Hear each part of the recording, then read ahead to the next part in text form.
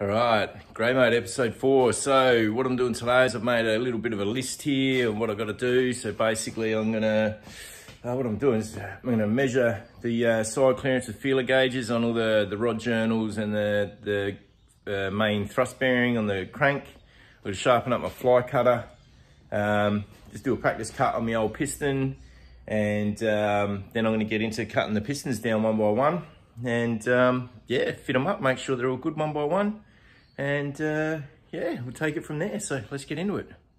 All right, so the first thing I'm doing here is just measuring the end play on the main crank. So there's only one thrust bearing in this, so I'm gonna get my feeler gauges in between the crank and the bearing and just measure the end play there. So I'll do that now. All right, so I just got my feeler gauges out, and previously I thought I had 1/8 hour clearance on this main thrust bearing here. But where I've got the 1/8 hour in my mind, I just had this figure at 1/8 hour. 1/8 hour is the number I've got on the main and the rods here and the side clearances. So that's where I got the 1/8 hour figure from. This actual main thrust bearing is tight. The spec on it is 3 thou to 8 thou max. So minimum 3 thou, maximum 8 thou. I've got a 2 thou feeler, and yeah, I'm struggling to get it in. So basically, I thought I might have made a mistake. So it's in one side here and it's tight on the other. So I thought I made a bit of a mistake with my measurements or how it is. So I've got the lever, which I did have the lever here, and I pushed against the end of the crank to push it forward. Then I got the hammer and a bit of timber and knocked it back. Still couldn't get it. So then I've set up the dial indicator here on the front to try and get a better idea what's going on, and we'll just have a look at the end play that I've got now. All right, so what I've got is a dial indicator set up here. Again, it's a metric dial indicator. Between the big numbers is 0.1 of a mil, which is more or less 4 thou. So we're just going to measure this end play just with the here. So basically that's levered forward. So it's from 3, it's around to 0.38, so it's 0.8, which is about 3 thou.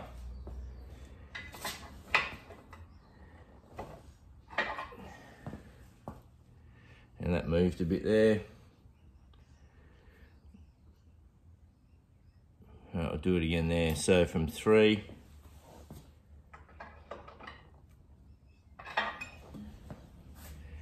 three, 5.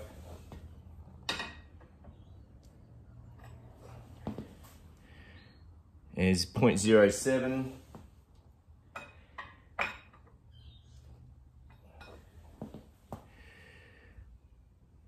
Around here, so let's just go like this. 0.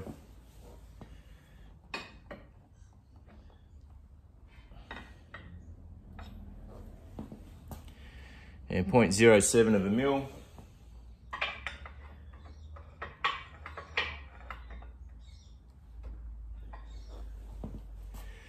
Yeah, so 0.08 of a millimetre. So 0.07 to 0.08 of a millimetre. We'll get the old trusty calculator out once again. Do our conversions right now. Okay, so we've got 0.08, so 0.08 of a millimetre divided by 0.0254 equals spot on 3 thou. So the tolerance is 3 thou to 8 thou. So I'll have a bit of a think about what I'm going to do with that. But that should be okay. It's right on the minimum. It's only going to get bigger, that clearance too. So I just rung Southcott's, who did all the machining on the crank and supplied the bearings for me. And I just asked them the question, you know, about the end play that I've got. He said if it was 2 thou, it'd be a bit tight. 3 is within spec. But if I want to just get a touch more, like say 4 thou or 5 thou, he said the bearings, when they're supplied, that thrust bearing could just have a little bit of, it could just be flattened off a bit just to give you an extra thou. So what he did, and what they do in the shop there, is they get a flat surface and some real fine wet and dry, and they just lap the side of the thrust bearing to take off any potential high spots that are there, which I haven't checked and I haven't done. So that's something I might just have a bit of a look at when the crank's back out. So yeah, I'll inspect that bearing and see if there's any obvious just something just not perfectly flat there. I might blue it up and just check for flat. So that's kind of what I'm gonna have to do there, just to triple check that main thrust bearing clearance, because obviously it's got to be right, it can't be tight. So yeah, we'll make that all good.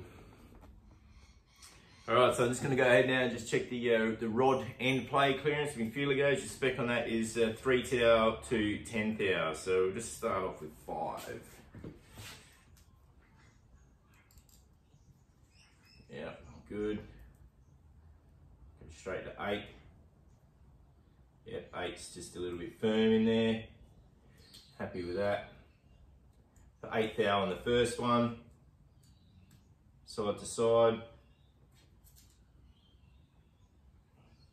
Yep, no worries at all. All right, I'll go ahead and I'll just check the rest of them. I'm recording all my measurements for later on so I can refer to it. So I'll go ahead and just check all them and I'll catch up with you on number 6. All right, so I've measured all the rod end play. And yeah, we've got 6 to 8 thou, 6 to 8 thou, 7, 7, 6 and 9. So that's all within spec. But one thing I had noticed is that on the top ends of the rods, you know, say for example, I get a 6 thou in, and underneath the rod, I'd get 8 thou in. So I'm not sure if those faces are exactly flat. So I'll check them out for flatness when I've got the rods out next.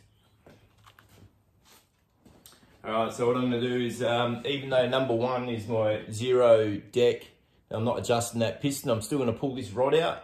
And while I'm here, I'll start from the front, move my way back. I'm just gonna check that rod, see how it's flat, put it back in and check the measurement again, just while I'm here working a process of it. All right, so I got the number 1 rod and piston out. That piston's good, I'm not touching that. This is the rod. I'm just gonna check this face here for flatness. So what I'll do is I'll torque up these nuts now and check them on a flat surface. All right, it's the same deal as before, 35 foot-pound on this.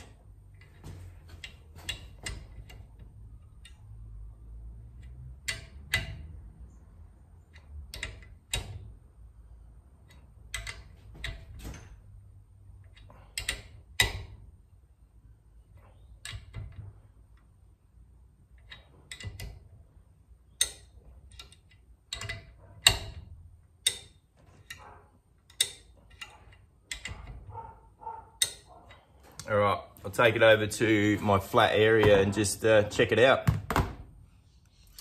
All right, so basically the only flat spot I've got in this workshop here is this area on my lathe. It's all been ground flat.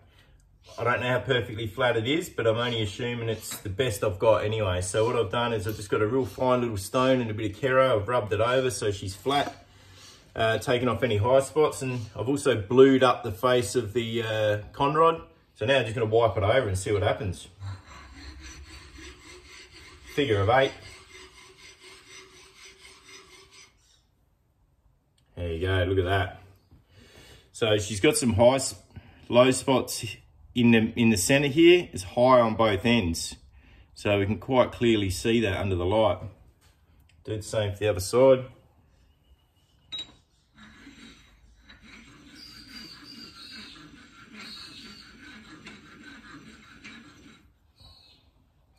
There you go, and this one's got a high spot right there. So yeah, I reckon I might look at lapping this down a touch, so let's do it. All right, I've got some 800 wet and dry with some Kero. I think the Kero might take the blue off, but we'll just give it a go.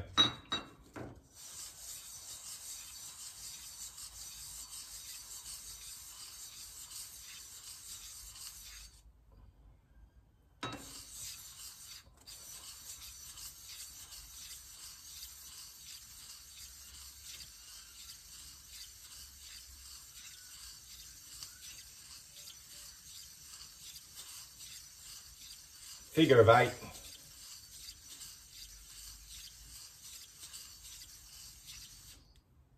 I've certainly taken the blue off, so we'll have to clean it up and just check it again.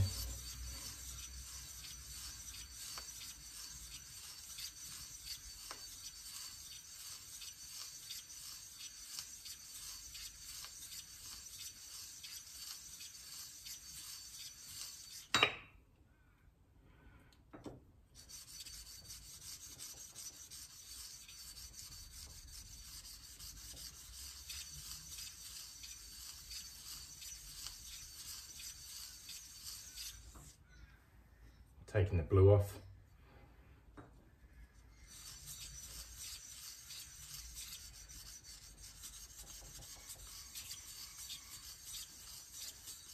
All right, let's clean this up and see what we've got. All right, again, I've blued it up. The surface is clean, so let's go.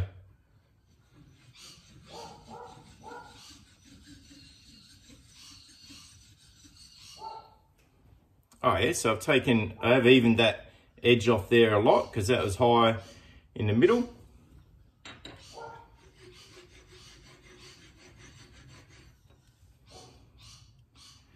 And it's not really looking too good there. I think it's catching on the blue. Let's do it again.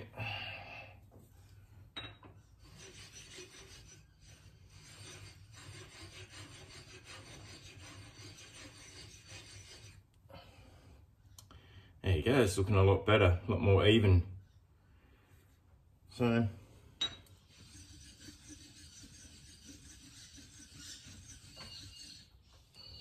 yeah, there.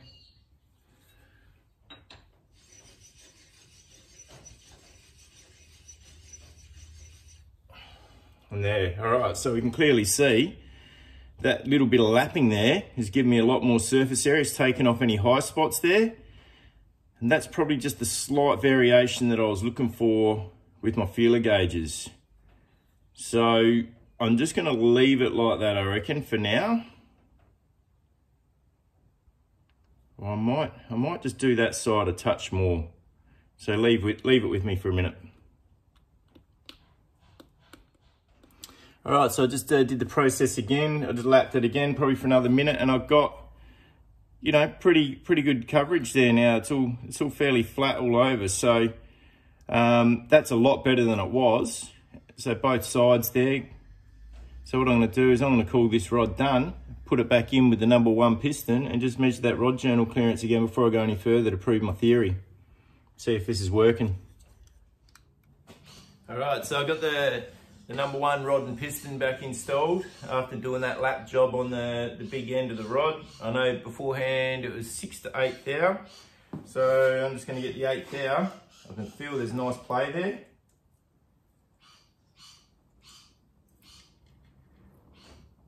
Yep, and the 8 thou goes in beautifully all the way around now. So that was a good little experiment, and yeah, I'll be able to move ahead with confidence now that I know that I can just get those, yeah, I can lap the rods in just a little bit, just to get that end play just a little bit better with no real high spots in the end of the rods, because you don't really want that. You just want it to be running nice and smooth on the same face as the crank. So that's good. I can actually feel that play there now, and I'll show you exactly what's going on. All right, so that's the play. You can just see it.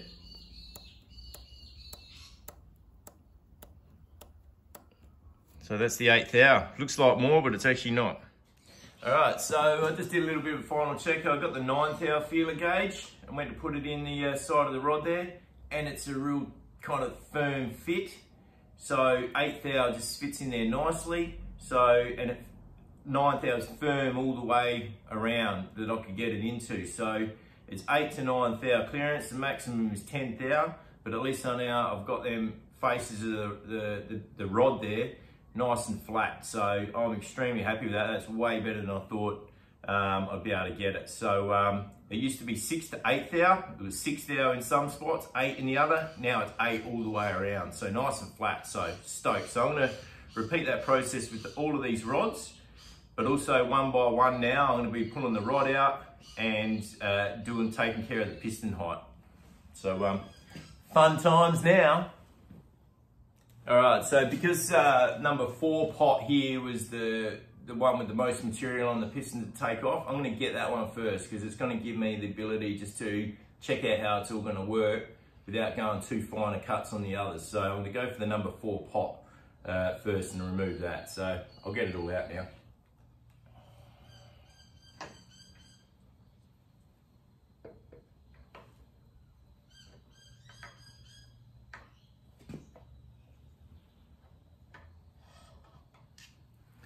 Number 4 jug out. All right, we've got number 4 rod and piston and gudgeon cap, everything on the bench there. So I'll assemble, first off, I'll show you how I remove the bearings on these without damaging, in my theory, how I get it done anyway. All right, so basically I got the rod held in soft jaws on the bench. I've just got a really nice soft pencil. It's really, really soft material. And courtesy of my daughter's school bag. And I'm just going like this.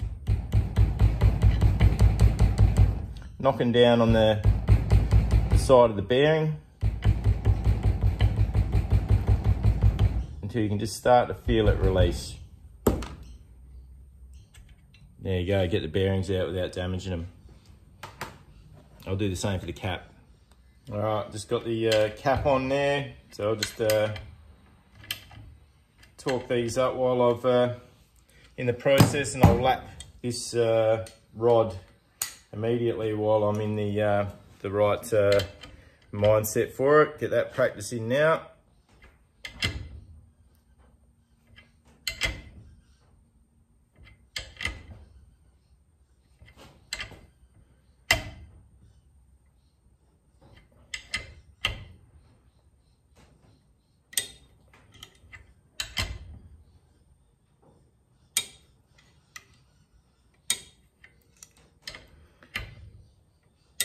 All right, rod's torqued up. I blew it up.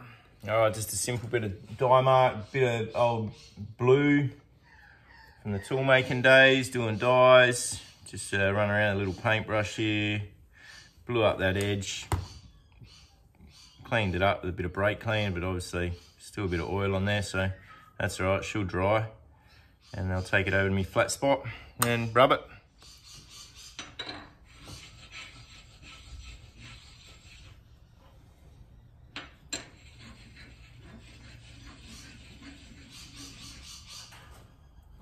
All right, so you can clearly see this rod here, tight, high spot in the center,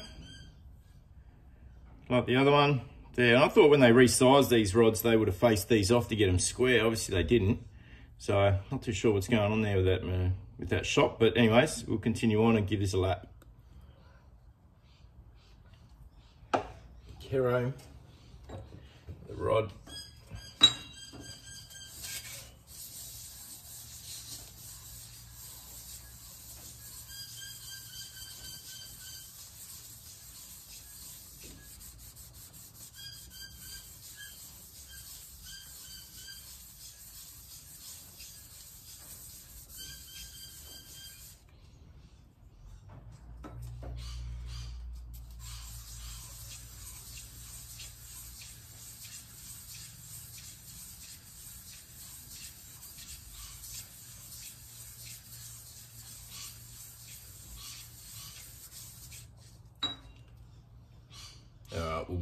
We'll clean it up and see how flat it is now.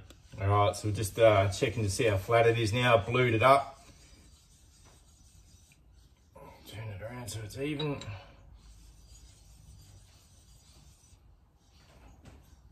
All right, so taking that high spot off there, and that's flattened that whole surface area right out there. So that's a marked improvement on what it was. So we'll do this side.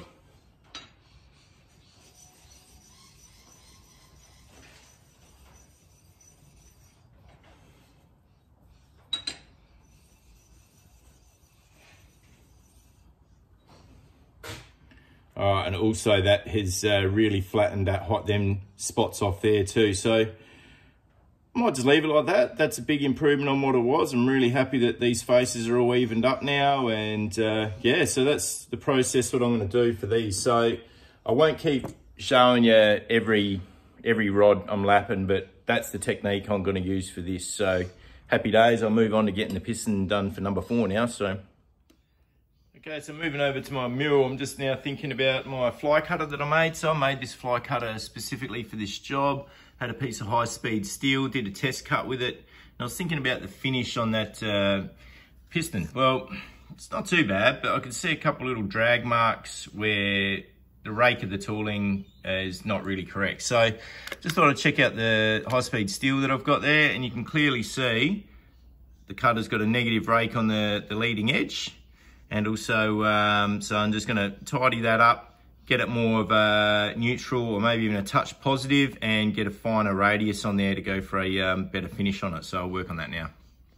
Oh yeah, and I love a good magnetic base torch too. Check this out. How good's that? Nice light over the work area.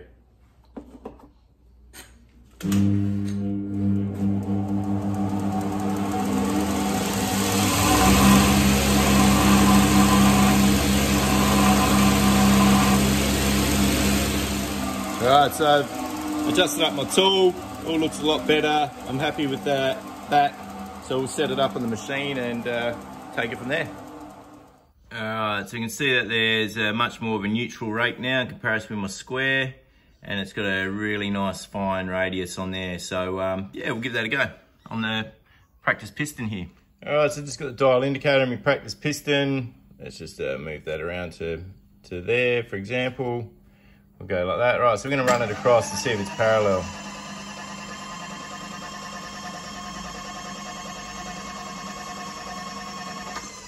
Alright, so I can see it's not parallel, so it's high on that side, so I'm going to crank it down to there.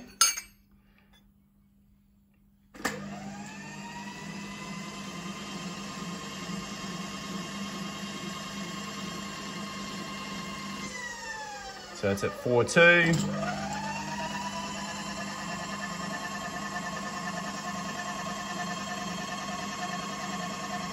Sorry, it's actually at 3.8, now it's at 3.6. So that's a thou. But we're going for a bit better, so 3.7.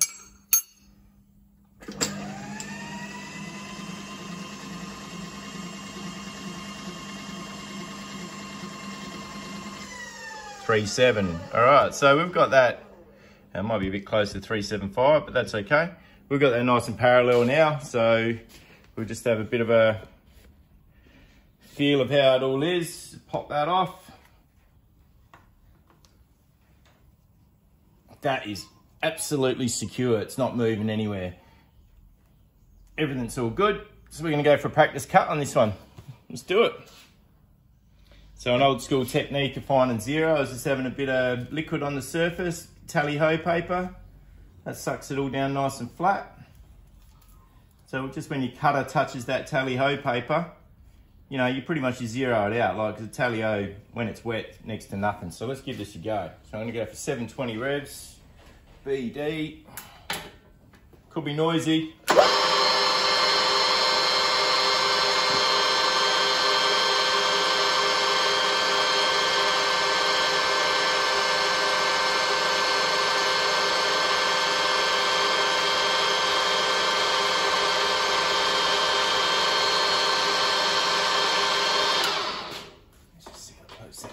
Oh, miles off. Okay.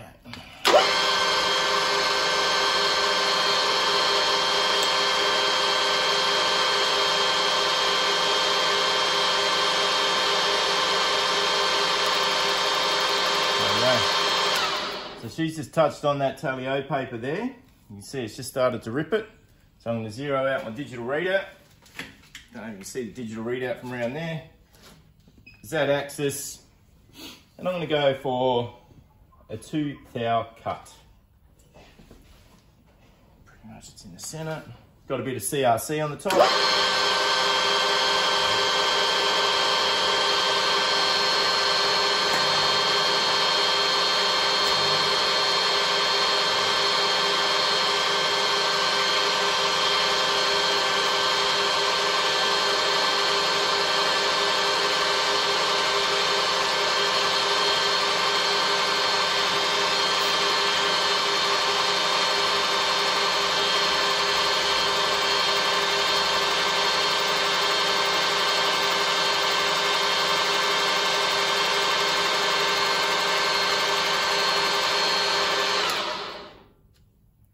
Alright, let's have a look at that for a cut. We'll wipe it with a rag.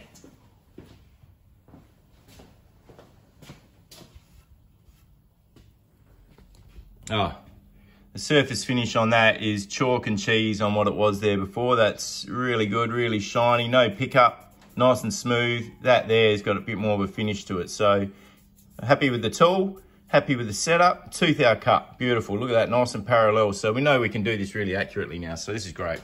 All right, let's do it.